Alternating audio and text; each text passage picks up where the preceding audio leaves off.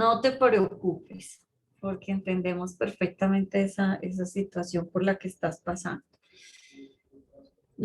Mientras se recupera un poquito nuestro compañero, dime, Carlos. Bueno, Doc, dos cosas. Igual que el compañero, yo tuve COVID, salí del aislamiento el sábado. Eh, como tal,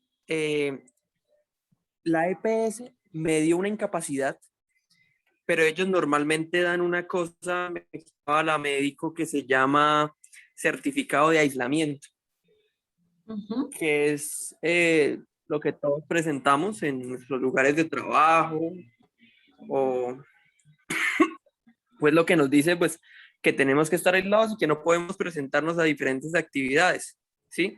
Ujú. Eh, afortunadamente no me dio tan duro como el compañero, sí sigo con tos, y la verdad pues sí, además de ya del aislamiento tampoco puedo salir por unos días porque el clima no me lo permite. Cualquier frío, cualquier cosa es tos de una vez. Ahora, referente a responsabilidad estatal, en el sentido de que alguien vaya a la prueba y se contagie, pues no, honestamente no creo que haya una responsabilidad del Estado. Sí, primero que todo, yo, al igual que tú, profe, soy muy hermético en esto del virus, soy muy, pero precisamente una vez salí y me contagié. La cosa es que es muy complicado seguirle el rastro. Inclusive yo recuerdo en una locución del Ministerio de Salud, cuando llevamos apenas unas 3 semanas de la primera cuarentena, en el que el ministro de Salud dijo que se había perdido el rastro del contagio de las personas. Sí, y eso efectivamente pasó hace mucho. Es imposible ya estimar eh, o establecer a ciencia cierta cuándo nos contagiamos. Incluso mi novia trabaja en el Hospital Internacional de Colombia y ya se han visto casos de personas con contacto que tienen síntomas a los 3 días. Entonces, y también hay otros que tienen contagio el contacto y contagio a la semana. Entonces es muy complicado establecer como tal una certeza de en qué momento yo me contagié. Ahora, sobre aquellas personas que no fueron a presentar la prueba, evidentemente porque, porque tenían COVID, eh, efectivamente, me imagino que se aplicará el tema de las incapacidades como se aplicaría normalmente en un concurso.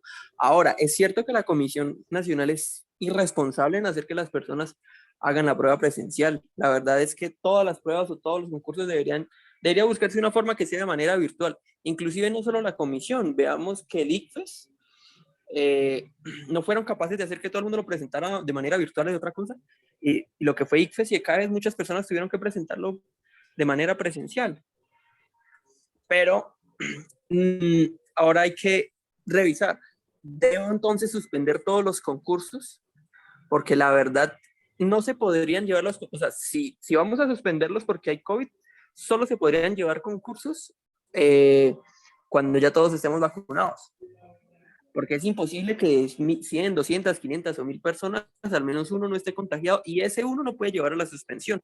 Entonces lo que tiene que hacerse son establecer medidas para que las personas lo presenten presencialmente y que aquellas personas que presenten una incapacidad en su momento se dirijan y efectúen el trámite o se efectúe el trámite que normalmente se hace cuando alguien está incapacitado para ir a una entrevista. Sobre eso yo hace poco leí una tutela que precisamente la tenía acá, que es la sentencia T20 de 2008, que se refiere al derecho a culminar el proceso de selección y a ser incluido en lista.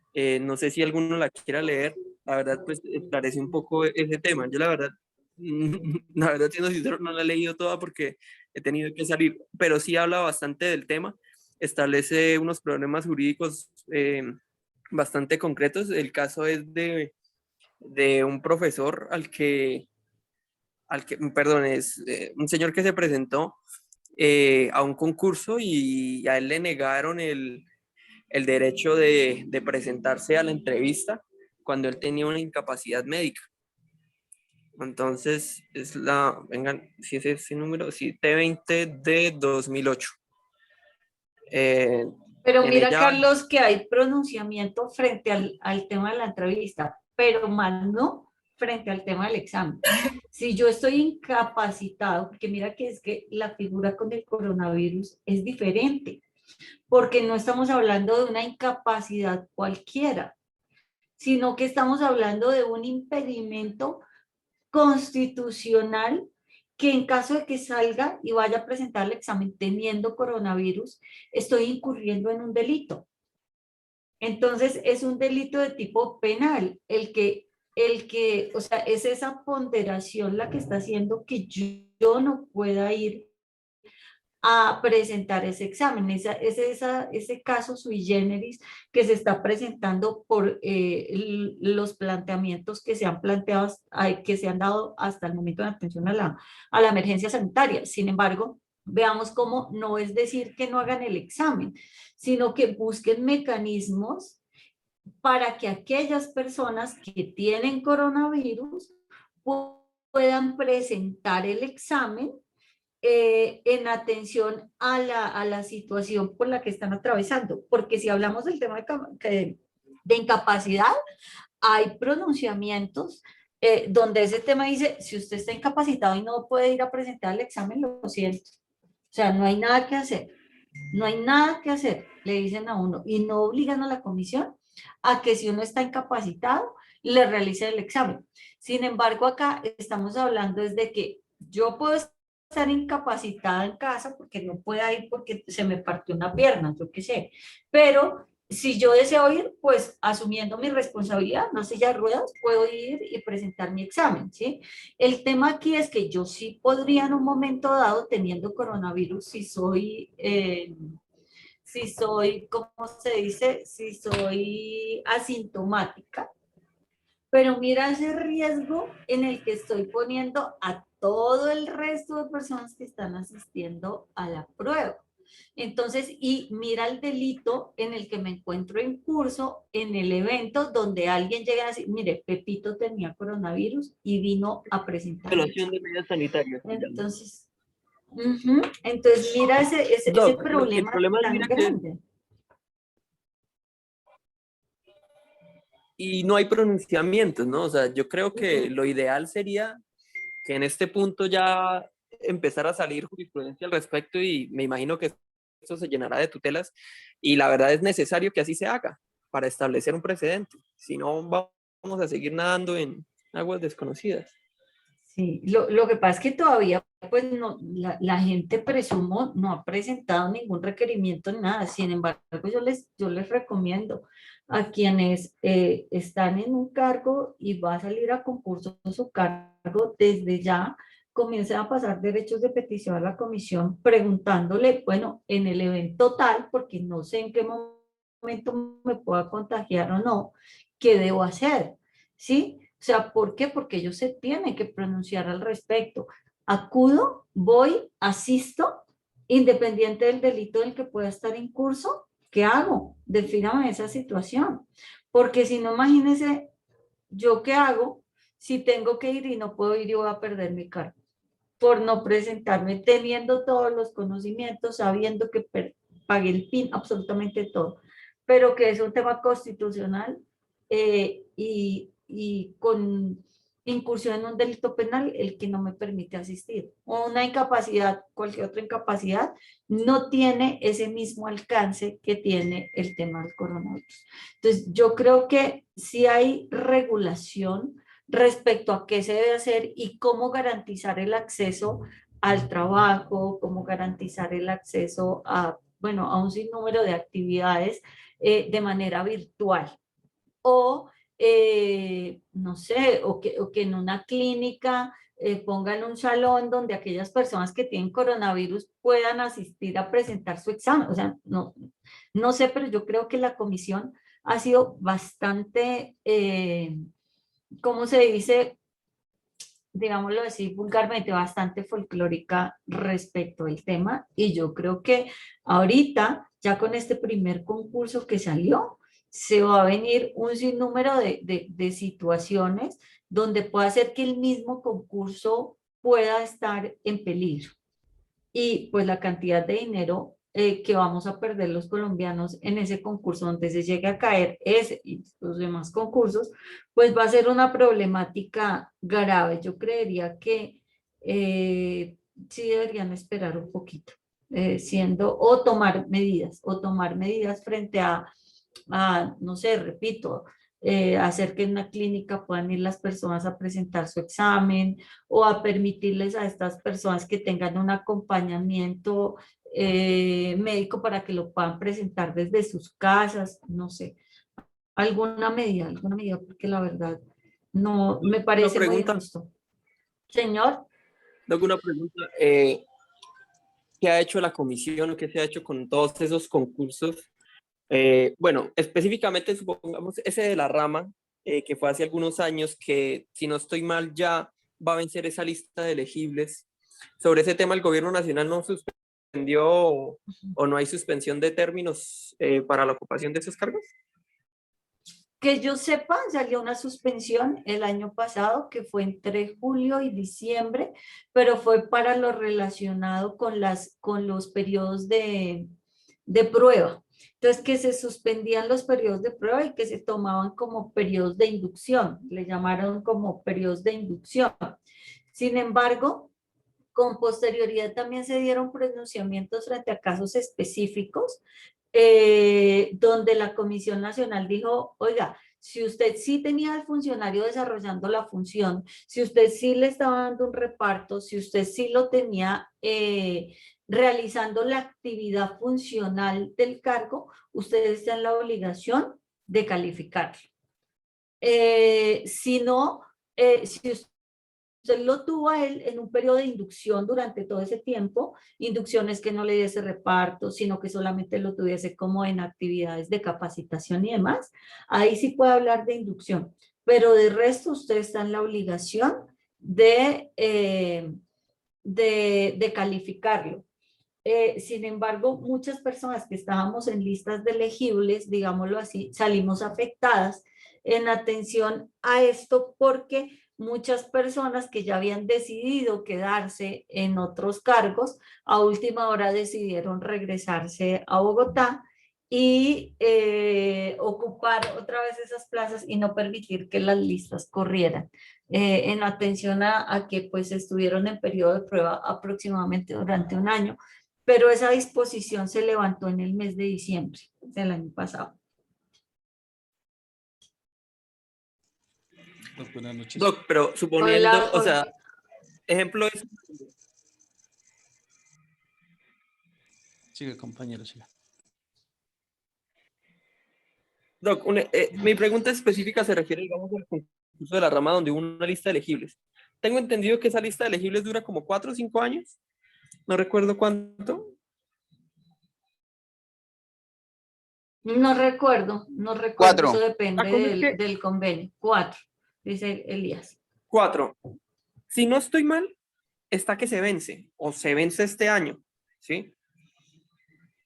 Yo recuerdo que las suspensiones se hicieron para aquellos términos que culminaban en la época del encierro, ¿sí?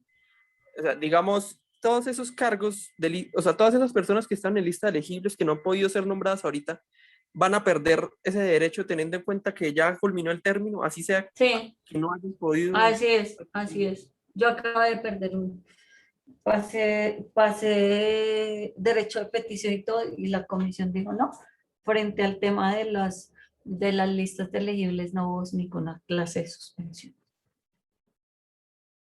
Eso me contestaron. Así es de que lo que tú dices, la comisión tiene unas facultades supremamente grandes y ha creado en atención a esta emergencia unos desórdenes frente a las listas bastante grandes, pero en atención pues a esa potestad o a esa facultad que tiene pues los concursantes, estamos prácticamente de brazos cruzados, digámoslo así. Esperar a ver qué pasa en el transcurso de esta época con las diferentes tutelas y demás que se vengan en contra de la comisión. ¿Qué me ibas a decir? ¿Quién era? ¿Campo Elías? Doc Jorge ¿Quién? Luis. Jorge Luis. ¿Cómo está? Buenas noches. A ver, yo tengo una inquietud con referencia al tema que se está tratando. Es que cuando uno le da COVID hay etapas, ¿verdad? Etapas de contagio y etapas de recuperación. Yo le pongo un caso. Supongamos, yo salí hace aproximadamente 20 días de UCI. Estuve un tiempito largo y si en ese tiempo era el examen, entonces no había ninguna forma de realizarlo, ni presencial ni virtual. Entonces la comisión, ¿qué actitud tomaré allí? Si para mí están siendo violados mis derechos por no hacerme presentar el examen. Y ahora digamos otra cosa, el COVID no es considerado como una enfermedad laboral. ¿Sí? Entonces hay muchas lagunas en ese sentido. Sí, la verdad, Por ejemplo, sí. si yo tengo que presentar un examen en julio, yo no me siento capaz porque los dolores de cabeza son impresionantes, la tos es impresionante. Me tocaría cargar mi vale de oxígeno para ir allá.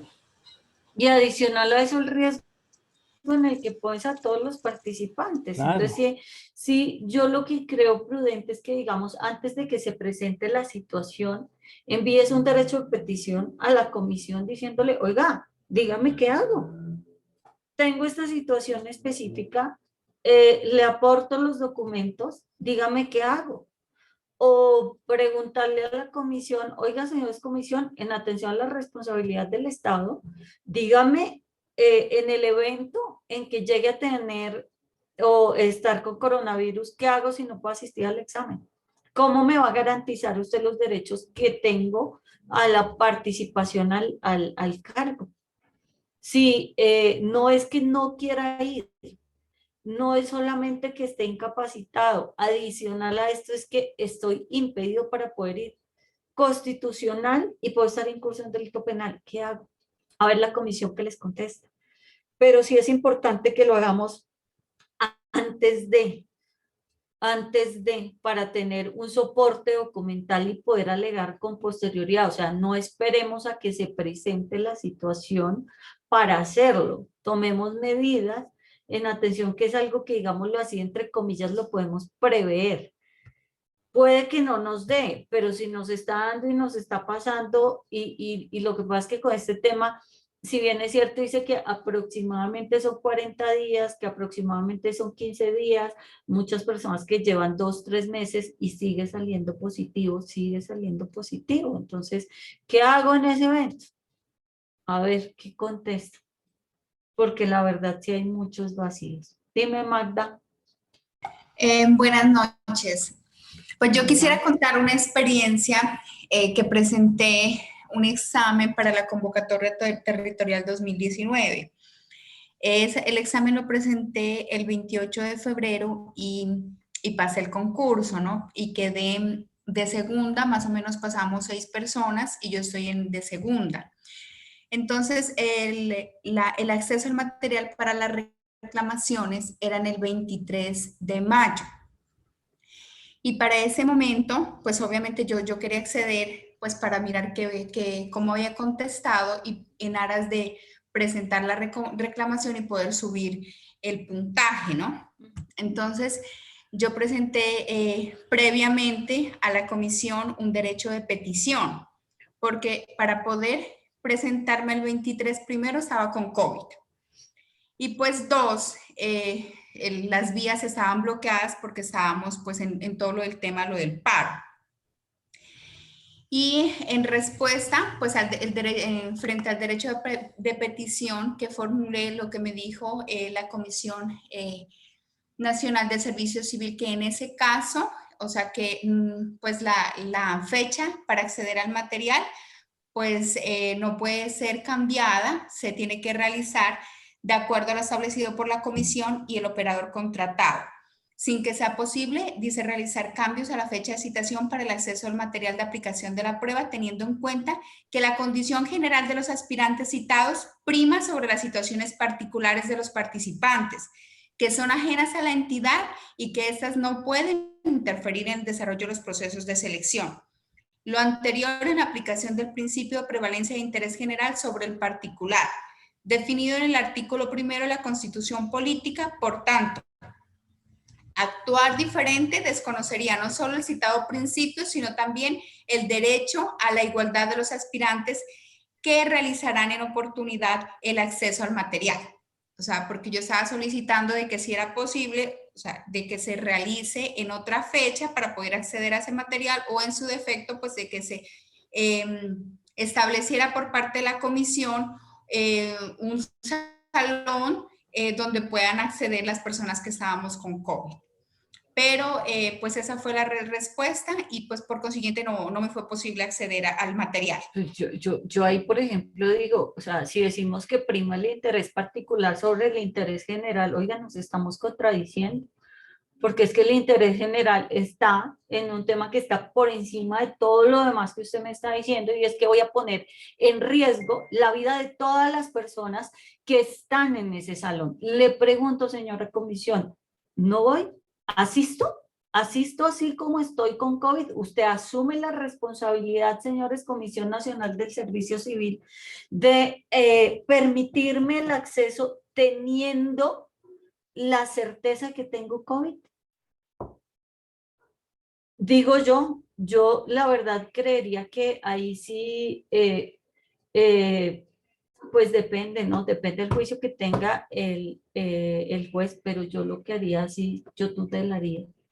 Yo tutelaría, digamos, en este caso estás hablando de un segundo puesto, que sabemos que cuando nosotros recurrimos a un examen, de hecho, a mí me ha pasado, yo he interpuesto los recursos accediendo al examen y he pasado de un puesto 50 a un puesto 15, a un puesto 10.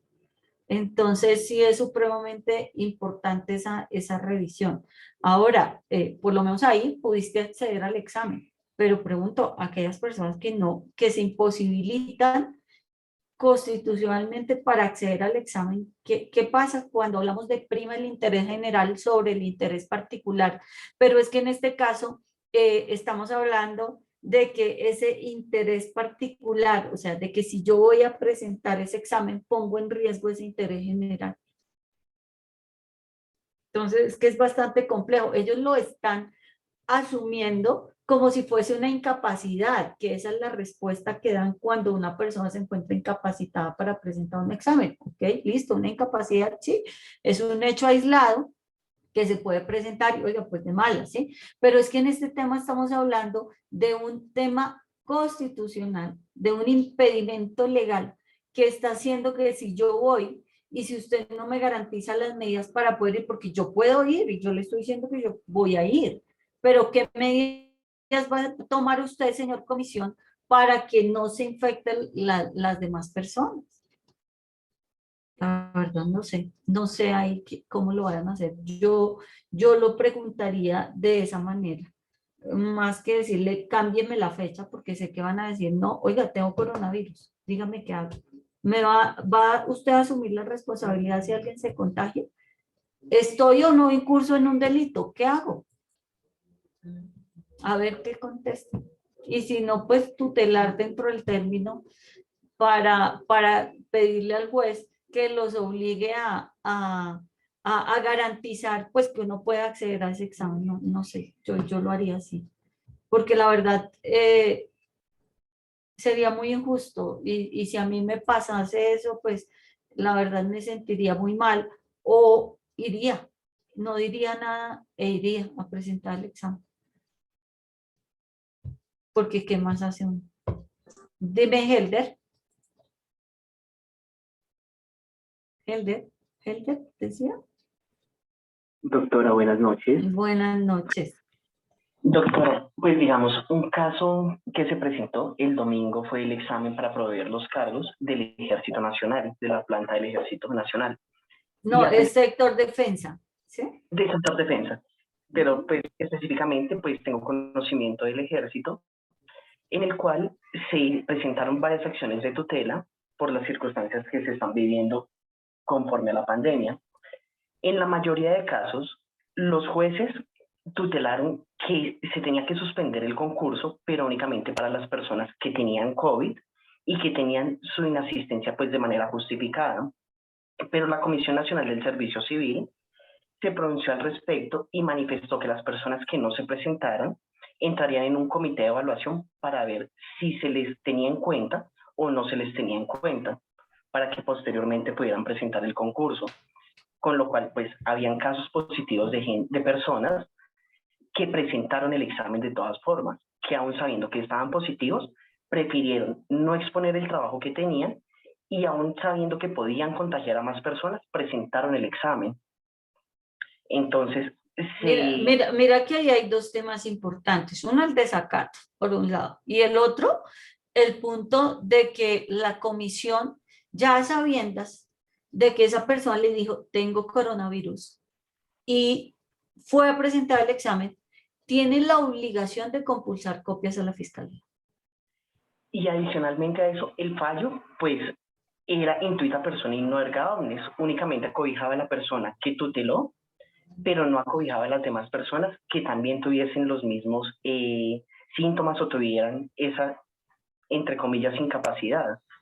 Entonces también estamos ante una situación muy crítica y que no se está manejando de la mejor manera. Mira que si ellos hablan de principio de la igualdad, deben sacar un pronunciamiento y deben sacar un concepto.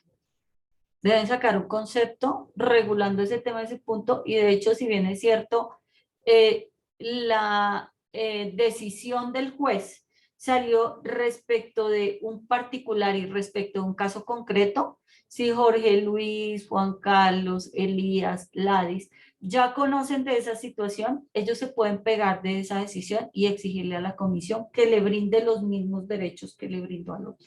Sí, o sea, la verdad va a ser un tema bastante complejo y yo creería y me atrevo a decir que va a poner en riesgo el concurso.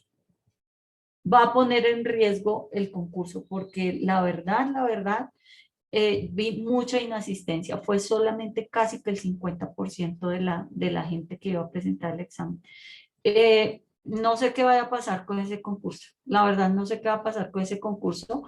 Creería que en atención al número de personas que se habían presentado, sabía el riesgo, la comisión que corría frente a ese tema. Creería que lo hizo también viendo a ver qué pasaba.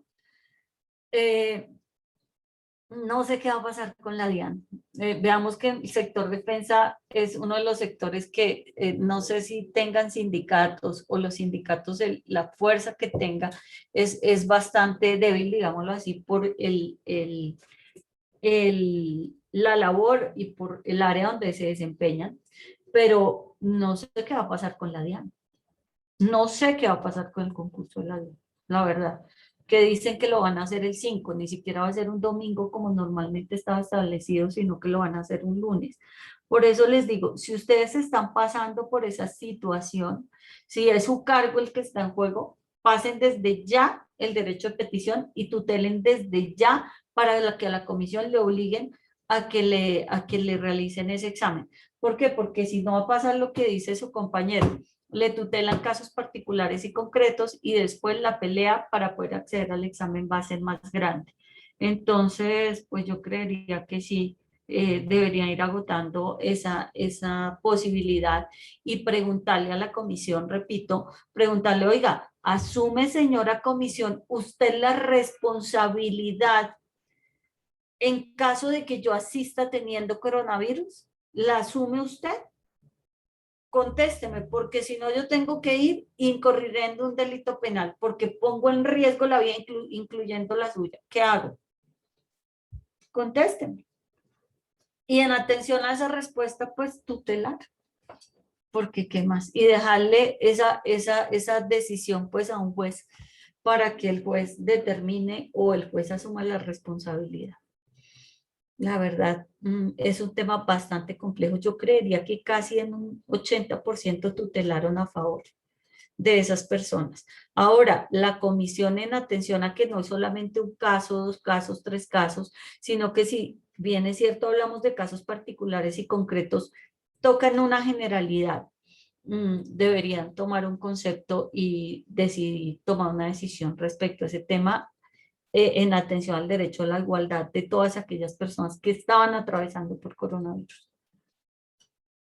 Y repito, deben compulsar copias a la fiscalía de aquellas personas que fueron a presentar el examen sabiendo que tenían coronavirus. Yo denunciaría a la comisión en un momento dado, en el evento en que no lo hicieran, porque saben que es una obligación del servidor público informar cuando evidencie de la comisión de algún delito por parte de una persona, independiente de que sea funcionario o no. Entonces, veamos a ver las personas que decidieron ir teniendo coronavirus, si van sabiendo que tenían coronavirus, porque una cosa es que yo no lo sepa y vaya, y otra cosa es que yo ya sepa y ya tenga un diagnóstico, porque es que como todo el tema del coronavirus ya queda en una base de datos que no se puede modificar.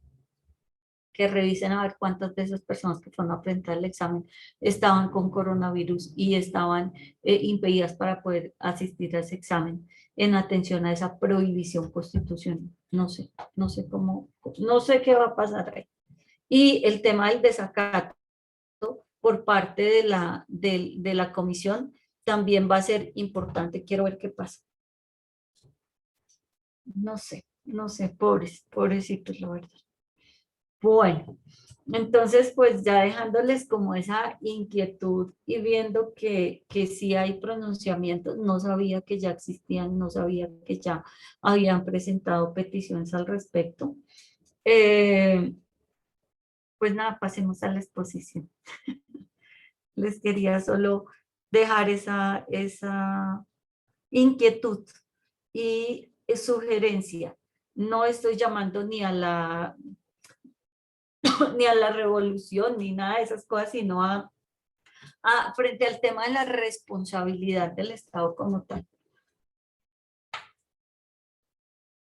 Listo, nada, empecemos el examen, por favor. Empecemos al examen, perdón, la exposición, por favor.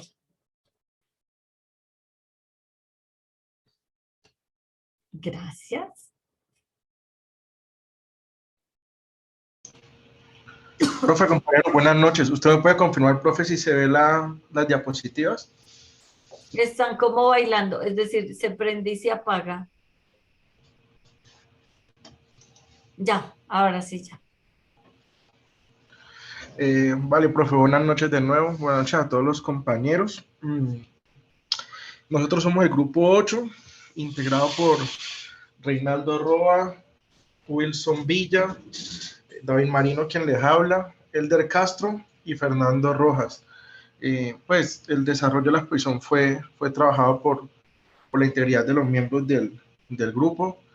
Todos vamos a intentar participar. El compañero Wilson es el único que por una situación personal en estos momentos tiene un problema con el audio. Ya durante la introducción de la clase, que precisamente también nos permite un contexto positivo para el tema, intentamos probar algo. De pronto es la persona que no puede intervenir porque tiene un problema con audio, pero pues vamos a hacer todo lo posible, pero pues todos los miembros del grupo trabajamos en la exposición. Tal y como lo pueden ver, el nombre que de conformidad a la denominación de la sesión nos tocó fue acciones de reparación y sus implicaciones. Es un tema, digamos, que se puede asumir como amplio y además de amplio, de bastante importancia, precisamente como le decía, profe y compañeros, pues toda esta contingencia que se ha explicado del COVID y toda esta posible transgresión de derechos, ¿cómo no podría mañana eventualmente en estrados judiciales terminar en eventuales reparaciones, ¿no? Y pues las evidentes implicaciones que puedan tener estas. Es importante entender que, digamos, para abordar el tema, sí se tiene una especie de sustento jurídico legal, evidentemente normativo, jurisprudencial, pero también bastante, digamos, de doctrina. Encontramos dos documentos, una tesis doctoral de la Universidad de París de un abogado colombiano de nombre Juan Carlos Henao, y posterior publicación de esa misma tesis en el externado, digamos como un parámetro que nos permitía aterrizar todo ese universo de lo que podrían ser las acciones de reparación. entendiendo que, digamos, en concreto, pues nosotros vamos a encontrar la acción de reparación como tal, digamos, la conocida o la tipo, por así decirlo, pues en el artículo 140 de nuestro Código de Procedimiento Administrativo y la Contencioso Administrativo, pues donde se nos explica el concepto y, digamos, la figura de la reparación. No obstante, ya antes nos lleva al artículo 90 de la Carta Magna, digamos, entendiendo que entonces esto pues tiene un tenor constitucional, la reparación, donde dice de manera general que el Estado responderá patrimonialmente por los daños antijurídicos que le sean imputables, causados por la acción o la omisión de las autoridades públicas. En el evento de ser condenado, el Estado la reparación patrimonial de uno de tales daños que haya sido consecuencia de la conducta dolosa o gravemente culposa de un agente suyo, aquel deberá repetir contra este. La figura de la repetición la veremos en un concepto muy general, como una posible implicación, precisamente como el tema que de la materia se nos sugería, de esta acción de reparación. Ya en concreto, es necesario, digamos, para entrarnos en esto de la acción de reparación, generar un contexto previo, pero que transversalmente y en muchos temas de las sesiones anteriores ya hemos visto, ya hemos desarrollado, principalmente sesión 1, sesión 2, en donde pues en todo este universo la responsabilidad contractual y extracontractual, cómo no, digamos, previamente aterrizar la necesidad de conocer el concepto de daño. Encontramos una muy interesante, como sabemos todos, pues hay un universo grandísimo, y es que daño es toda afrenta a los intereses ilícitos de una persona, trátese de derechos pecuniarios o no pecuniarios. Esto es importante, digamos, siempre ha habido como una relación muy específica solamente a la reparación desde el punto de vista pecuniario, pero vamos a encontrar que este concepto de reparación ha avanzado en un montón de sentidos y desde unas premisas que podríamos denominar progresistas, ya no se tasa exclusivamente de lo pecuniario. Derechos individuales o de colectivos que se presentan como lesión definitiva de un derecho o como alteración a su goce pacífico, y que gracias a la posibilidad de accionar judicialmente es objeto de reparación si los otros requisitos de la responsabilidad civil, imputación y fundamento del deber de reparar se encuentran reunidos. Ahí tenemos la referencia. Entonces, para hablar de reparación, ergo, hablamos de daño. Tenemos el concepto de daño. Una aproximación, digamos, semántica, conceptual, un juego de sinónimos para efectos de reparar y no cerrarnos exclusivamente a ese concepto eminentemente jurídico, va, digamos, ligado a indemnizar, a resarcir, a restablecer y a volver las cosas a su estado anterior, también a compensar. Digamos, esto nos permite ambientar como un universo de posibilidades, porque vamos a ver que la reparación no se va a materializar exclusivamente en esa forma tradicional de el pago por el daño. El legislador, digamos, para nuestro contexto, al definir este concepto de reparación integral, que ya se empieza a ahondar en muchos temas, por ejemplo, como el más vigente puede ser el de víctimas, que es como al que podríamos tener más proximidad, puede determinar cuáles daños deben ser tenidos en cuenta y en esa medida incluir como parte de la reparación integral los daños materiales directos, el lucro cesante, las oportunidades perdidas. Un muy buen tema precisamente para lo que hablábamos ahorita de los concursos, así como los perjuicios morales, tales como el dolor, el miedo sufrido por las víctimas, perjuicios estéticos, daños de reputación a las personas, o también los llamados daños punitivos dentro de límites razonables. Puede también el legislador fijar reglas especiales para su cuantificación, criterios para reducir los riesgos de arbitrariedad del juez. Estos criterios pueden ser de diverso tipo. Por ejemplo, pueden consistir en parámetros que orientan al juez en límites variables para ciertos perjuicios en razón a lo probado dentro del proceso para otra clase de perjuicios, o en topes fijos razonables y proporcionados. Hay una sentencia, que es la 715 del 2012, que estudió la constitucionalidad de la ley 1448, que digamos tiene una relación completamente fuerte, estructural con el concepto de reparación, pues que como no, pues, la ley de víctimas, donde, por ejemplo, involucran para la reparación derechos como el de la verdad.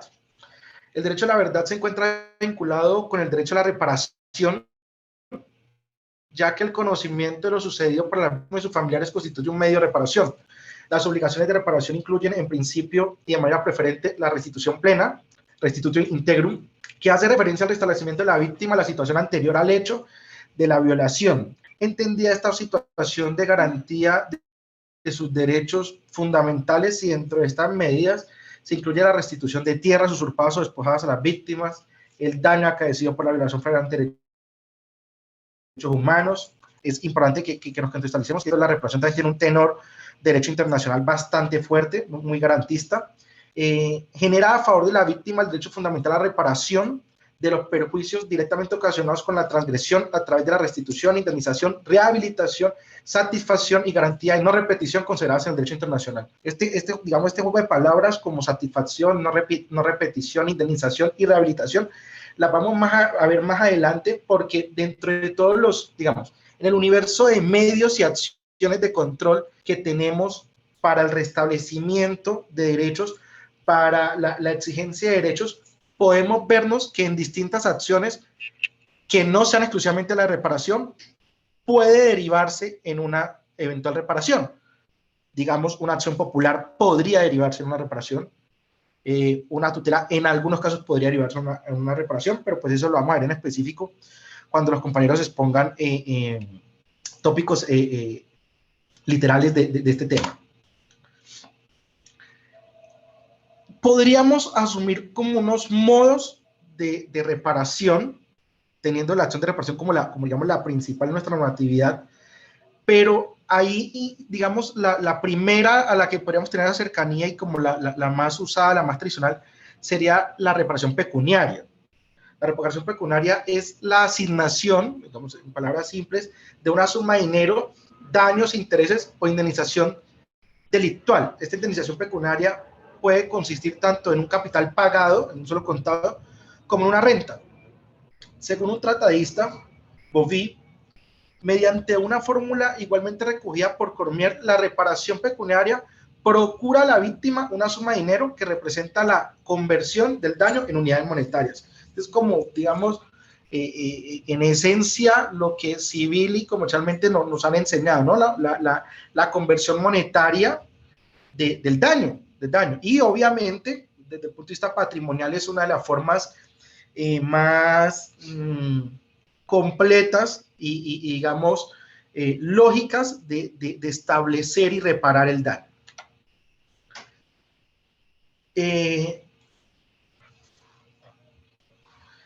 Respecto de la reparación pecuniaria en la acción de reparación directa y controversias contractuales, esta nos va a colaborar un compañero.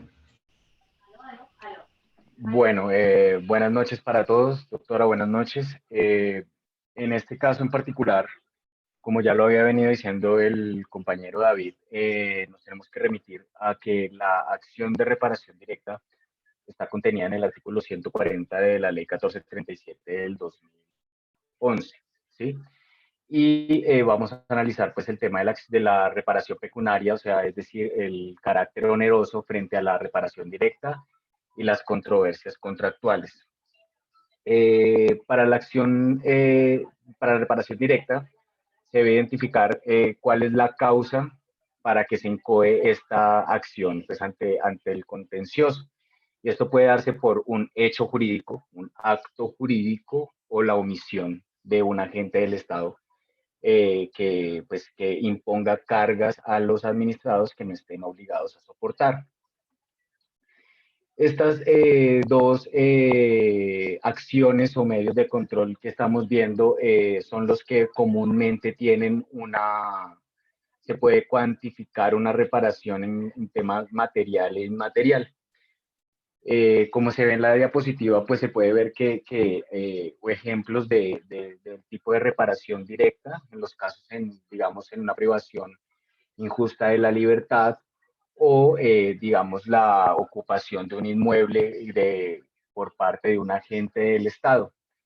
Acá, en el tema que acabé de mencionar, digamos, frente al hecho jurídico, al acto jurídico, pues la sección tercera del Consejo de Estado, pues habla de la aplicación del daño especial y del riesgo excepcional. Si no estoy mal, la doctora me corrige, eso es lo que diferencia el uno del otro. Sin embargo, los dos tienen, si son imputables al Estado, pues tendrá que cuantificar una reparación si es imputable la responsabilidad de la nación. O sea, la diferencia es entre el daño especial y el riesgo excepcional, sería que en el riesgo excepcional ocurre mediante un hecho jurídico y el daño especial mediante un acto jurídico. Y frente a las controversias contractuales, en el tema pecuniario, pues como ya lo hemos venido viendo en clase, este tipo de cuantificación monetaria se hace al incumplimiento digamos que tiene que ser de la nación frente a un incumplimiento contractual o digamos a una condena para pagar reparación de daños. Es de aclarar que en la acción de reparación directa, como bien lo dijo el doctor David, se tienen que cumplir los presupuestos del artículo 90 de la Constitución Política. Podemos continuar con la otra diapositiva. Bueno, siguiendo con el tema de la indemnización pecuniaria de las acciones de nulidad y restablecimiento del derecho, tal como se expuso respecto de las acciones de reparación directa y de controversias contractuales, se presentan ahora algunos ejemplos en los que el Consejo de Estado condenó a la nación a responder pecuniariamente por el daño causado en sede de nulidad y restablecimiento del derecho.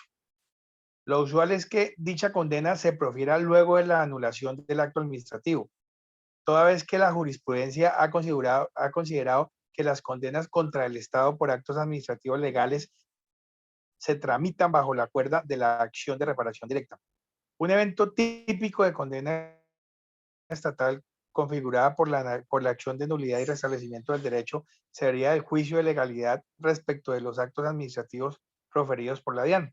Tal es el caso de la declaratoria de nulidad de las resoluciones de dicha entidad, que impone la sanción de clausurar un establecimiento de comercio por 3 días, habida consideración que la entidad pública consideraba de manera errada que el actor tenía que facturar un talonario numerado. Como consecuencia de la nulidad declarada, la DIAN fue obligada a indemnizar de forma pecuniaria al particular, ya que en el caso concreto no había certeza sobre la cuantía de los perjuicios sufridos. El monto de la referida indemnización fue establecido de conformidad con la regla de la reparación integral.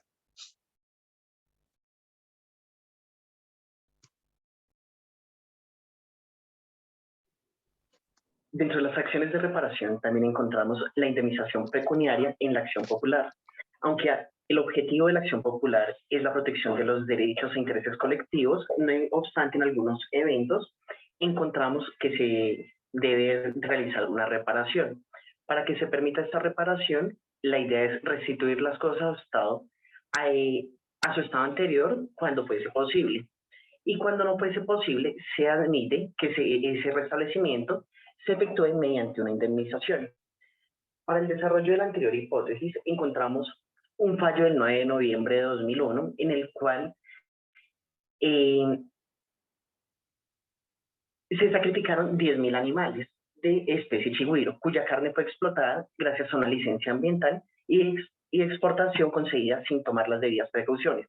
Frente a esa situación, el Consejo de Estado ordenó a las entidades demandadas implementar las medidas necesarias para reponer la mayor brevedad posible la población de chigüiros que fue sacrificado, y para ello deberían destinarse los recursos económicos suficientes con el fin de implementar y apoyar mediante proyectos y programas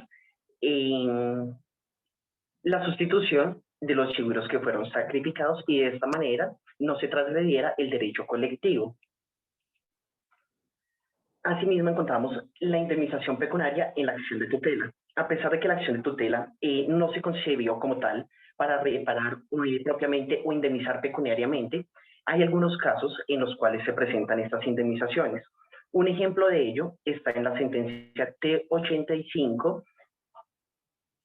de 2009, en la cual la Corte Constitucional se pronuncia sobre la atención a la población desplazada, uno de los aspectos más dramáticos de la vida social en Colombia, en el cual dicha providencia resuelve 3 acciones de tutela acumuladas contra la Presidencia de la República, en la cual se logra comprobar que se vulneró el derecho fundamental a la justa indemnización y se efectúa una justa indemnización por el desplazamiento forzado que se efectuó en el corregimiento de Bellavista, sufrido desde el año 2001.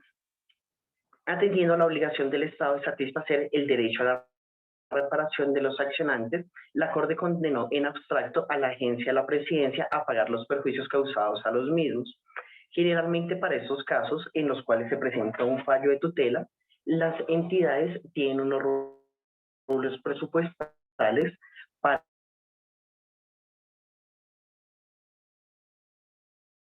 asumir dichos gastos. Continuando con la exposición y digamos, habiendo visto algunas formas de reparación, digamos, en el ejercicio de casos específicos, nos vamos a encontrar con un desarrollo más doctrinal que jurídico, pero pues que ha tenido implicaciones y efectos materiales desde lo jurídico. Y es lo que llaman desde la doctrina la reparación in natura, o lo que llamaríamos en especie. Figura, digamos, que descrita como la compensación del perjuicio por un beneficio diferente del dinero. Esta definición, basada en la ausencia de una condena pecuniaria al responsable, expresa una idea, como lo decía, muy anclada a la doctrina, ¿no? Y es que la reparación en especie responde, digamos, de forma directa, comillas, verdadera, a la función propia de la responsabilidad civil, según una fórmula aprobada por la jurisprudencia tomada del decano Sabatier. Consistiría en establecer tan exacto como sea posible el equilibrio destruido por el daño y devolver a la víctima a la situación en la que se encontraría si el hecho dañino no se hubiese producido. La reparación en especie consiste propiamente en restablecer las cosas al estado anterior, restablecimiento.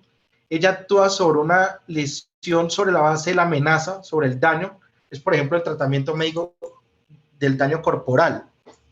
Acudiendo de nuevo al tema de introducción, respecto a toda esta contingencia que vimos respecto al COVID y la asistencia de las personas a espacios concursales o a la obligación supuesta de ir a espacios laborales en esta situación de riesgo, pues se pregunta uno y podríamos reflexionar todos, al igual pues la doctora Luz cuando realiza una intervención de nuevo respecto al tema de mañana este tipo de perjuicios que podrían estarse generando, de qué forma se pueden reparar si se ve condenado el Estado por sus acciones y ver dentro de este conjunto de formas de reparación cuáles podrían ser las más procedentes en derecho y en principio las que me llevarían a ese mayor nivel de restablecimiento y reparación a ese estado que se tenía previo a la vulneración del derecho.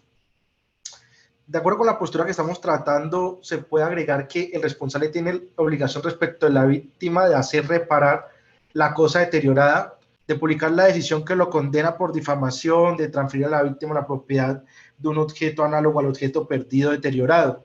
En consecuencia, esta forma de reparación es, en principio, y aunque no necesariamente, la forma más perfecta de reparar el perjuicio, consistente en dejar a la víctima en las mismas condiciones que se encontraba antes de ocurrir el hecho dañoso. O sea, cuando logramos encontrar la forma desde el derecho y desde la justicia de que se repare en integridad homogénea a lo que se tenía, pues evidentemente podrían ser los umbrales más altos de reparación. En forma de conclusión y como en forma de cierre, uno de los doctrinantes que consultábamos, así como un documento y hasta un video que hay, nos, digamos, hacía como un planteamiento de escenarios en los que nos encontramos y que sería bueno que los interiorizáramos como formas de reparación que sí tienen su fuente en el derecho, pero que de pronto no están evidentemente o literalmente legisladas, sino que el operario de justicia de turno, así como también el legislador, ha encontrado formas de aterrizarlas mediante estos mecanismos. Entonces, por ejemplo, y pues va al criterio jurídico de cada quien. Se plantean preguntas como, ¿la cesación del ilícito es una forma de reparación? Yo lo primero que pensé o pienso es como, pues, no sé, no, diría que no, porque pues, la cesación del ilícito pues, es un deber legal indistintamente a la reparación. Pero se analizaba que precisamente una de las formas de repararte es, uno, pues que cese el ilícito, dos, generarte medidas de rehabilitación que haya causado ese daño y las garantías de no repetición. Eso, digamos, sobre todo en el mundo víctimas, en el mundo étnico, estas garantías de no repetición son una forma de repararte porque como el daño genera efectos más allá del bien jurídico vulnerado y genera situaciones de miedo, temor, desplazamiento, que se genere un grupo de acciones integrales en el que el Estado y sus operarios van a procurar que ese daño no se repita. Eso es una forma de reparación, es una forma de repararte, generar todas las acciones probables para garantizar que ese daño no vuelva y afecte a las personas, tanto individual como colectivo. Existen reparaciones artísticas, digamos, a la reparación también será algo también tan intrínseco, donde juega tanto el foro subjetivo. Se han encontrado formas de reparación, digamos, desde el arte, como también desde él se puede transgredir. Conocemos todas las polémicas que hay respecto de los monumentos y estatuas que probablemente desde las perspectivas de muchos se consideran que revictimizan hechos que han generado daño tanto a individuos como a colectivos. Los centros de memoria histórica, pues contamos con uno en un país de más de 60 años de violencia y que surgió un proceso de lo que denominan paz o el Pacto de La Habana. Pues cómo no, los centros de memoria histórica son una forma de reparar a esas personas que directamente se vieron afectadas por el flagelo de la violencia, en donde el Estado, por acciones y omisión, tenía, como no, responsabilidades, y al tenor constitucional visto, pues existe la obligación de reparar. Las reparaciones colectivas y lo que llaman ahorita reparaciones transformadoras, una nueva forma de reparar perjuicios. Una de las personas, digamos, abanderadas en este tema es el jurisconsulto conocido por muchos, el doctor Uprimi, y digamos, dan es como una especie de sistema integral para reparar, donde no se repare solamente de una óptica, sino de distintas fuentes. Entonces, obviamente hay una parte material, una parte económica, una parte simbólica, una parte de rehabilitación, una parte de acompañamiento, una parte de seguimiento. Digamos, una de las conclusiones contemporáneas de este tipo de análisis de las acciones de reparación en todo ese universo de derechos tutelables que tenemos, en todo ese universo de derechos que si son transgredidos tienen que ser objeto de reparación, como vuelvo y enfatizo mucho, como todas las introducciones que hacemos a las clases y todos los temas que los demás compañeros y las demás exposiciones han puesto, nos expresan que es importante entender que las formas de reparar los daños no están exclusivamente atadas a las acciones contenciosas administrativas. Claro, las acciones contenciosas administrativas terminan teniendo, en su gran mayoría, unos efectos de reparación. Como se pudo observar en los ejemplos que se citaron, las diversas formas de reparación se deben aplicar en todos los procesos contra el Estado, porque el Estado es garante de derechos y cuando él afecta, pues tiene que haber un mecanismos y formas de reparación que logren resarcir ese daño que se ha causado.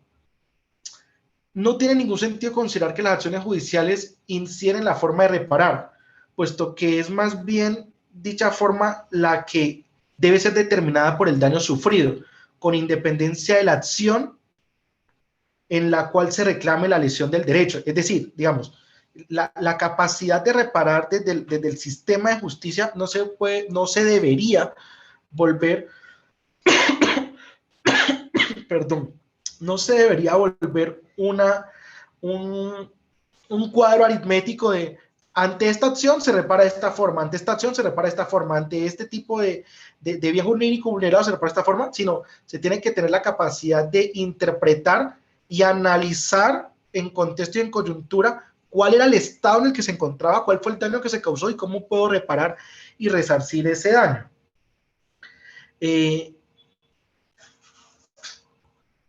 Digamos, ¿a qué se quiere llegar? A que significa que el daño lo que indica la acción y no lo inverso. O sea, el daño es el que me va a decir cuál es la acción. Ya que considerar que, por ejemplo, no cabe la petición de excusas en un contencioso laboral, no tiene sustento desde un punto de vista sustancial. O sea, digamos, si en un contexto laboral uno de nuestros compañeros, cualquiera de nosotros, por más de que se haya vulnerado un derecho eminentemente laboral y que tenga unas sanciones evidentemente pecuniarias y patrimoniales y que me tengan que resarcir o tengan que nulitar un acto administrativo, ¿por qué no? Miremos el caso, esto implica un análisis profundo. Mañana las personas que serán obligadas a verse expuestas ante este flagelo de la pandemia, ¿por qué no mañana el Estado tiene que pedir disculpas? Ofrecer disculpas, perdón, respecto del riesgo en el que se puso a una gran parte de la población. Entonces, digamos, es como abrirnos la mente respecto de los conjuntos o universos de mecanismos que pueden haber para reparar. Y obviamente, pues, los operarios de justicia tendrán que encontrar la forma según el contexto. Así como también a los procesos entre particulares, es decir, en cualquier acción judicial deben caber las formas no excluyentes de reparación, con lo cual se permite acumular en un mismo caso verbigracia, indemnización pecuniaria, indemnización in natura, satisfacción, rehabilitación y todas las que vimos. O sea, puede haber un sistema, un conjunto que de la justicia permita una reparación integral vista desde distintos factores, claro, sin dejar de estar apegados a la norma sustancial y procesal que va a obligar que desde la ejecución de un proceso, de una acción, de un medio de control, termine derivando en distintas formas de reparación que se encuentran obviamente al tenor de la ley, pero que no están limitadas a una fórmula uno por uno, sino a un conjunto de herramientas que permita realmente que esta reparación producto del daño se vea materializada y se pueda resarcir o restablecer los derechos que se hayan puesto en riesgo y que se hayan vulnerado. Muchas gracias, compañeros, y gracias, profe.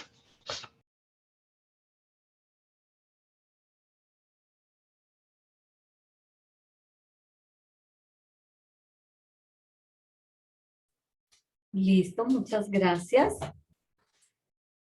Bueno, no sé, Aida, si tenemos otra pendiente o con esto ya finalizamos. Porfa. Aida, ¿estás por ahí? Estaba acá. Doctora, nosotros estamos pendientes por hacer la exposición, nosotros somos el grupo número 12. Listo, Brian, dale entonces. Ok, voy a compartir pantalla entonces. Ok, ahí tienes el acceso.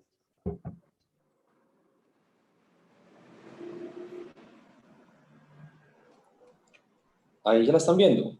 Sí, señor. Sí, Okay. perfectamente. Buenas noches, doctora y compañeros. ¿Me escuchan perfecto? Sí, señor. Bueno, a nuestro grupo nos correspondió examinar y exponer los requisitos que se configuran para la responsabilidad contractual del Estado. Nuestro grupo está conformado por el doctor Brian Franco y Felipe Camaño, que es quien habla. Siguiente, por favor.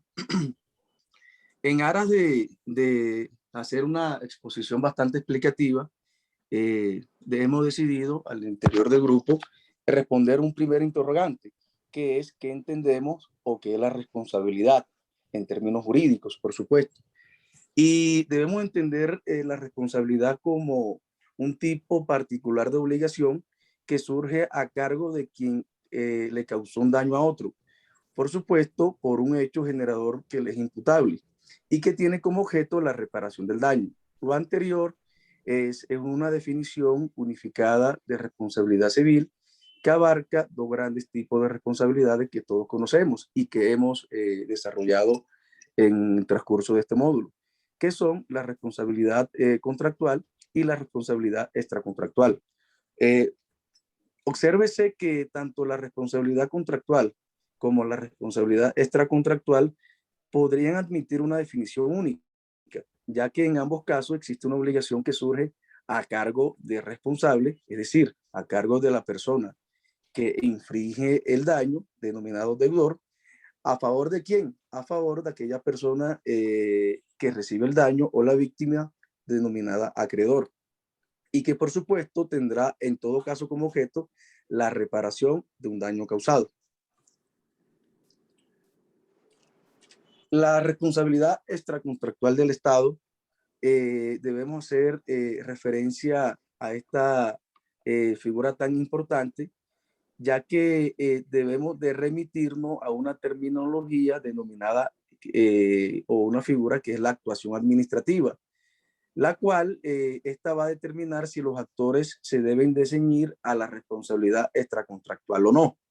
Por ello es muy importante preguntarnos qué es eso de la actuación administrativa, y la podemos definir como un conjunto de decisiones y operaciones que emanan de las autoridades administrativas tendientes a cumplir los fines esenciales del Estado, contenidos estos, como todos sabemos, en nuestra Carta Magna, que son, grosso modo, pues prestar satisfactoriamente los servicios públicos y hacer efectivos los derechos e intereses reconocidos a favor de los administrados.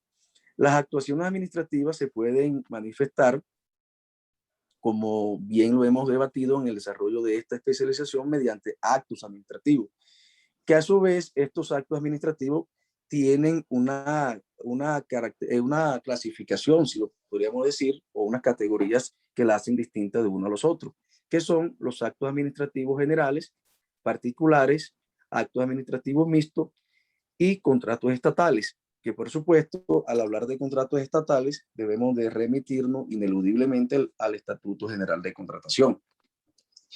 Ahora bien, todo aquello que esté por fuera de las actuaciones siempre claramente será de la órbita extracontractual, del ámbito extracontractual, y se puede clasificar de la siguiente manera: en hechos, en omisiones y en operación administrativas. Siguiente, por favor. Para ello debemos analizar qué elementos configuran la responsabilidad extracontractual. Y uno de los aspectos relevantes en el tema de responsabilidad extracontractual estatal son los elementos que la configuran, puesto que el cumplimiento de estos requisitos son los que permiten tanto hacer exigibles los derechos de las víctimas frente a los daños cometidos o causados por las acciones u omisiones estatales, como también para prevenir los daños o lesiones futuras. El derecho administrativo colombiano ha tenido un desarrollo bastante amplio en materia jurisprudencial, inclusive en materia doctrinal. Al respecto, el Consejo de Estado de Colombia, mediante sus pronunciamientos, mediante sus decisiones, ha interpretado que son tres los elementos de la responsabilidad, los cuales son daño antijurídico, imputación y causalidad, que muchos compañeros ya han hecho en exposiciones anteriores alusión a estos elementos. Sin embargo, lo vamos a tocar sumeramente en el desarrollo de la presente exposición. A continuación, pues, se demostrará cómo la jurisprudencia del Consejo de Estado en materia de responsabilidad administrativa ha mantenido históricamente los tres elementos de la responsabilidad estatal, los cuales, como ya lo he mencionado, son los daños antijurídicos, imputación y causalidad. Es muy importante resaltar el elemento de la causalidad, ya que este ha propiciado en mayor cantidad debates jurisprudenciales y doctrinales sobre el tema. También es menester recordar que la jurisdicción ordinaria tuvo conocimiento del tema de responsabilidad estatal desde el año 1864 hasta 1913 de manera exclusiva y desde 1914 a 1964 su jurisdicción fue compartida con el Consejo de Estado. A su vez, el Consejo de Estado tuvo competencia compartida desde 1914 a 1963 y tuvo conocimiento exclusivo a partir del decreto 528 de 1964 hasta la fecha. Con base en lo anterior, es muy importante y conveniente realizar una división histórica de la siguiente manera. Los elementos de la responsabilidad estatal en la sentencia del Consejo de Estado de 1914 a 1963, los elementos de la responsabilidad estatal en la sentencia del Consejo de Estado entre 1964 y 1990, los elementos configuradores de la responsabilidad estatal desde 1991 hasta la fecha, hasta hoy en las decisiones del Consejo de Estado. Los elementos de la responsabilidad estatal en la sentencia del Consejo de Estado de 1914 a 1913, encontramos que el Consejo de Estado conoció los casos de responsabilidad estatal desde la Ley 130 de 1914, cuando le atribuyeron funciones jurisprudenciales en el artículo 18, ya que antes las decisiones provenían exclusivamente de la jurisdicción ordinaria, es decir, de la Corte Suprema Federal, en aquel entonces, y Corte Suprema de Justicia. A partir de la fecha, el Alto Tribunal de lo Contencioso Administrativo conoció específicamente de los daños causados por guerra y con la Ley 30 de 1918, en su artículo primero, se ampliaría a los casos de responsabilidad por operaciones administrativas o por actuaciones administrativas, mientras que la competencia general seguía estando o la mantendría la Corte Suprema de Justicia. Esta situación cambiaría con la expedición de la Ley 167 de 1941 o Código Administrativo, que amplió sucintamente la competencia de la jurisdicción especial en virtud del artículo 34 y tan solo con el decreto 528 de 1964 se le otorgó toda la competencia en materia de responsabilidad estatal al Consejo de Estado. Es muy importante traer a colación que la jurisprudencia del Consejo de Estado probó que uno de los elementos configuradores de la responsabilidad en el lapso de 1914 a 1963 fue la relación de causalidad y también que existían los eximentes pues, que permitían desvirtuar o eximirse, valga la redundancia, de ese vínculo. Los elementos de la responsabilidad estatal en la sentencia del Consejo de Estado entre 1964 y 1990, encontramos que con el decreto 528, el Consejo de Estado tuvo el conocimiento exclusivo de los casos de responsabilidad estatal, particularmente establecido en el artículo 30. Así el Consejo de que el demandante, en lo que se demande a las entidades públicas por las controversias que versan sobre la responsabilidad nacional o la responsabilidad administrativa. Por supuesto, donde intervengan autoridades administrativas y de los establecimientos públicos. Es decir, se extiende la responsabilidad a los establecimientos públicos de los diversos niveles territoriales, como lo había venido haciendo la jurisprudencia. En esta época se produjo el primer auge de las teorías causales en la jurisprudencia del Consejo de Estado, al tener que decidir casos de tan diversa naturaleza y viéndose abocado a estudiar la tesis tanto de la Corte Suprema de Justicia como presente en el derecho comparado para poder dar solución por sus nuevas facultades. Eventualmente la competencia del Consejo de Estado en materia de responsabilidad estatal fue confirmada en el decreto ley 01 de 1984 que estableció la acción de reparación directa en su artículo 86. Sobre la existencia de la relación de causalidad como elemento constitutivo de la responsabilidad extracontractual patrimonial del Estado, es preciso afirmar su utilización por el Alto Tribunal Contencioso para dicha época.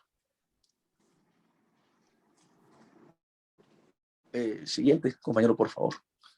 Los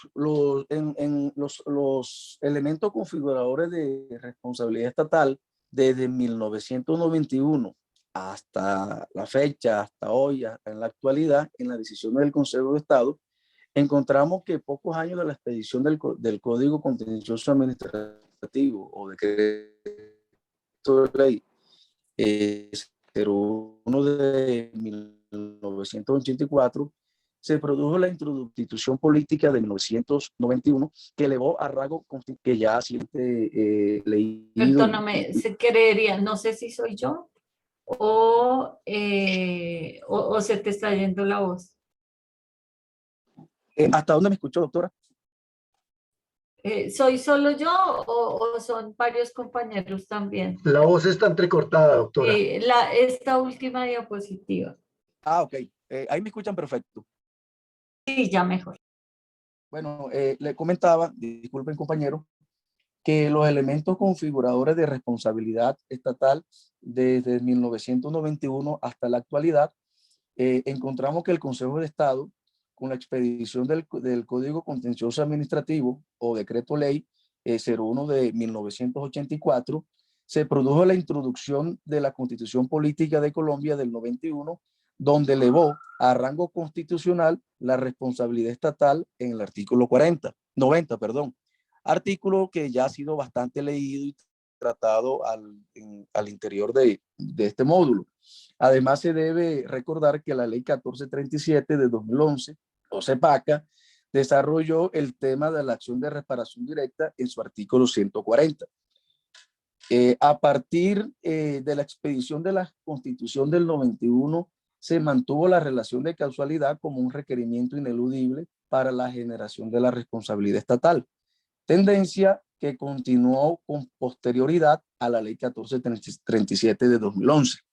Entonces, ahí encontramos todo un desarrollo histórico. Otra vez se te fue la voz. Compañero. Otra vez se te fue la voz. Cuando comenzaste a hablar de que encontramos un material histórico. Sí. Un elemento histórico. Compañero, no sé si usted me continúa, ya que se me está yendo un poco la señal. Ya, igual ya retomaba yo. ¿Ahí me escuchan bien? Sí, señor. Sí, escuchamos. Ok, perfecto. Bueno, entonces ya comenzamos entonces a hablar de un esquema tripartito de responsabilidad extracontractual del Estado. Y es importante inicialmente destacar que en el derecho actual colombiano se mantiene un esquema de responsabilidad extracontractual en el que se requiere la presencia de los tres elementos de los que venía hablando el compañero, que se ha visto pues a lo largo de la jurisprudencia del Consejo de Estado y los altos tribunales, para que se configure una responsabilidad estatal, ¿cierto? Que son el daño, la imputación y la relación de causalidad. Para demostrar el anterior postulado, pues es necesario remitirse al actual bloque de constitucionalidad y a la principal ley vigente sobre la materia, puesto que estas son las fuentes que orientan la actividad de los operadores jurídicos colombianos, ¿cierto? Con base en lo anterior, corresponde en primer lugar observar tanto el contexto del artículo 90 de la Constitución como las interpretaciones sobre el tema que ha realizado la Corte Constitucional, y en segundo lugar es necesario remitirse también a la Ley 1437 del 2011, que desarrolla el tema en su artículo 140 sobre la pretensión de reparación directa. Entonces tenemos que este apartado se va a dividir en la Constitución Política del 91, como la Corte Constitucional, que desarrollan tres requisitos, y el Código de Procedimiento y de lo Contencioso Administrativo, Ley 1437 del 2011, que mantiene un esquema de responsabilidad basado en tres elementos, ¿cierto? Entonces, tenemos que tanto en el artículo 90 de la Constitución Política, es la norma que es la norma fundamental del ordenamiento jurídico para estudiar el régimen de la responsabilidad del Estado. El artículo 90 dicta que el Estado responderá patrimonialmente por los daños antijurídicos que le sean imputables causados por la acción o la omisión de las autoridades públicas. En el evento de ser condenado el Estado a la reparación patrimonial de uno de tantos daños que haya sido consecuencia de la conducta dolosa o gravemente culposa de un agente suyo, aquel deberá repetir contra este. Bueno, ahora es evidente que el artículo 90 está compuesto por dos párrafos, ¿cierto? El primer párrafo establece los lineamientos generales de la responsabilidad patrimonial de la administración pública, mientras que el segundo establece pues la acción de reparación que tienen las entidades estatales contra los funcionarios públicos en los casos en que la responsabilidad sea consecuencia de su comportamiento culposo o doloso, ¿cierto? Entonces, con base en lo anterior, es necesario centrarse en el primer párrafo del que se desprende la presencia de varios elementos de la responsabilidad a los que hace referencia, que son daños antijurídicos y que le sean imputables y causados por la acción u omisión. Es decir, los tres elementos tradicionales que hemos venido viendo pues, a lo largo de la exposición, que es el daño antijurídico, la imputación y la relación de causalidad. Ahora, por parte de la Corte Constitucional, ha defendido la existencia de los elementos, como en la sentencia C-333 de 1996, donde dice la providencia que puede llevar a varias interpretaciones en materia de responsabilidad contractual. Ahora, pues, por otra parte, la jurisprudencia se ha hecho también referencia a tres elementos de la responsabilidad, como los hemos venido viendo, por ejemplo, en la sentencia C-892 del 2001 y en la sentencia C-286 del 2017, ¿cierto? Ahora, la principal norma de rango legal que desarrolla el tema de la responsabilidad estatal en Colombia a partir de los postulados del artículo 90 de la Constitución Política es el Código de Procedimiento y de lo Contencioso Administrativo, Ley 1437 del 2011, puesto que en su artículo 140 incorpora la pretensión de reparación directa en los siguientes términos. El artículo 140 dicta: reparación directa. En los términos del artículo 90 de la Constitución Política, la persona interesada podrá demandar directamente la reparación del daño antijurídico producido por la acción u omisión de los agentes del Estado. De conformidad con el inciso anterior, el Estado responderá, entre otras, cuando la causa del daño sea un hecho, una omisión o una operación administrativa o la ocupación temporal o permanente de inmueble por causa de trabajos públicos o por cualquier otra causa imputable a una entidad pública o a un particular que haya obrado, siguiendo una expresa instrucción de la misma. Las entidades públicas deberán promover la misma pretensión cuando resulten perjudicados por la actuación de un particular o otra entidad pública.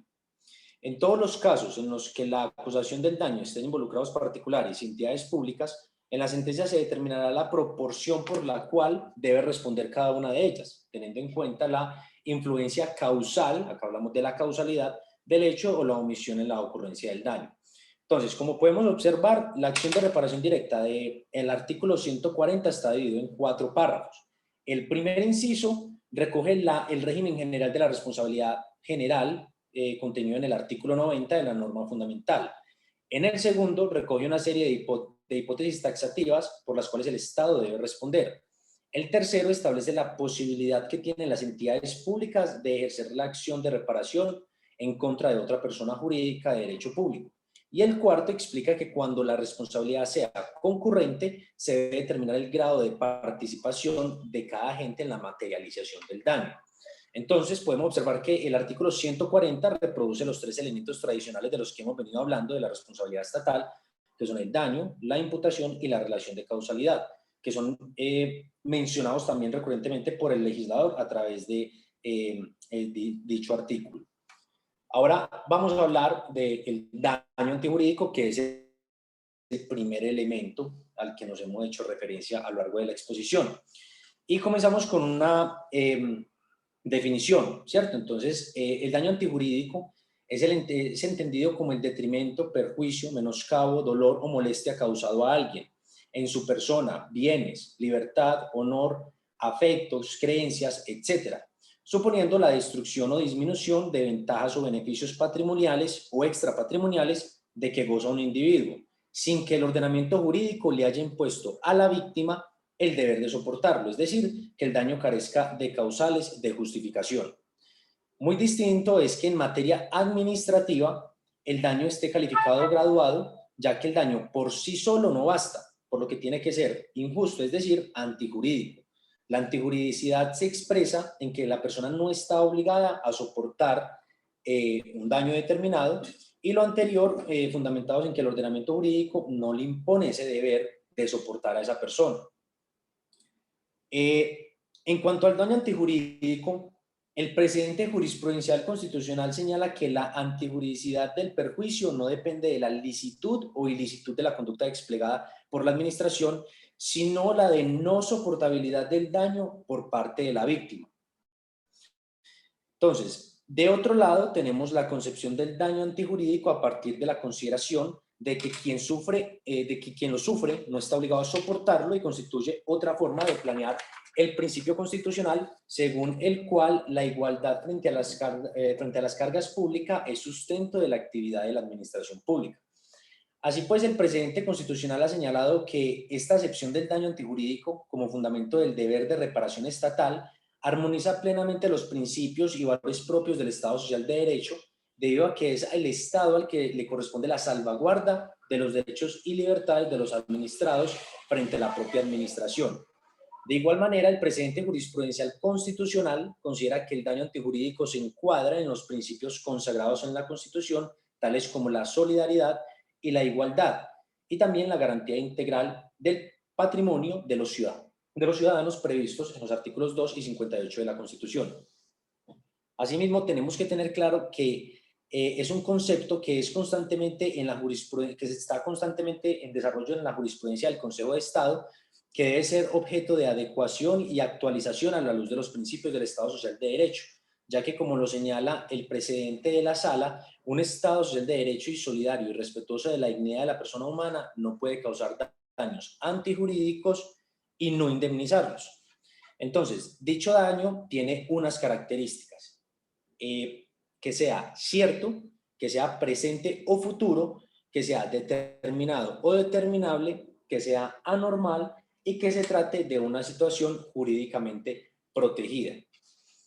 En cuanto a la imputación, según el artículo 90 de la Constitución Política, para que pueda existir responsabilidad por parte del Estado debe existir la sumatoria de un daño antijurídico más la imputación de ese daño. En palabras sencillas, la imputación es la atribución de algo a alguien, lo cual normalmente lo podemos reflejar en dos niveles, que es la imputación fáctica y la imputación jurídica. En cuanto a la imputación fáctica, es que supone un estudio conexo o conjunto entre la causalidad material y las herramientas normativas propias de la imputación objetiva que han sido delineadas precisamente para establecer cuándo un resultado en el plano material es atribuible a un sujeto. Ahora, en cuanto a la imputación jurídica, tenemos que es el escenario en que se determina si además de la atribución en el plano fáctico existe una obligación jurídica de reparar el daño antijurídico. Se trata entonces de un estudio estrictamente jurídico en el que se establece si el demandado debe o no resarcir los perjuicios, bien a partir de la verificación de una falla o por la concreción de un riesgo excepcional al que es sometido el administrado, o de un daño especial si es el caso, que frente a los demás asociados es anormal y que parte del rompimiento de la igualdad frente a las cargas públicas. Continuamos acá y dentro de la imputación es importante hablar de las causales eximentes de responsabilidad, las cuales constituyen eventos que dan lugar a que sea inadmisible imputar desde el punto de vista jurídico la responsabilidad por los daños. Dame un segundito, por favor.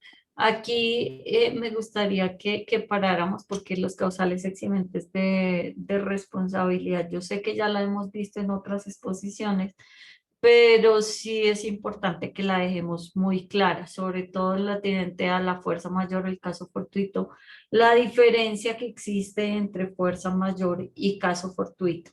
Entonces, en atención a la hora, sí preferiría que paráramos aquí y esto lo continuáramos mañana, ¿vale? Para no cortar el tema. Ok. Listo. Entonces, por favor, continuamos mañana. Quería preguntar, no sé si quedó otra exposición o ya terminamos. Es que no recuerdo si había uno o dos. Daira, tú que ya llegaste, por favor. Ya terminaríamos. Con esta. Ellos son los últimos. Ok, perfecto, nada. Entonces, pues nada, nos vemos mañana para continuar con la clase y terminar pues con este tema y continuar ya con lo que nos queda haciendo falta. Daira, veo una persona que se había quedado por fuera de una exposición. ¿Sabes? ¿Al fin se comunicó contigo para retomar un tema o no? No, señora, no me ha dicho nada. ¿Quién? ¿Me regalas el nombre, por favor? No, no lo tengo aquí. Yo lo busqué. Y me lo envías. Listo, perfecto. Para comunicarnos con él, de pronto no, ni siquiera se haya enterado. Bueno, sí, ¿Listo? señora. Bueno, nada, entonces nos vemos mañana. Feliz noche, que descansen, Gracias, ¿vale? doctor. Bueno, chao, que descansen. Feliz noche, muchas gracias. Chao, que descansen. Ay, no, no, no, no, no.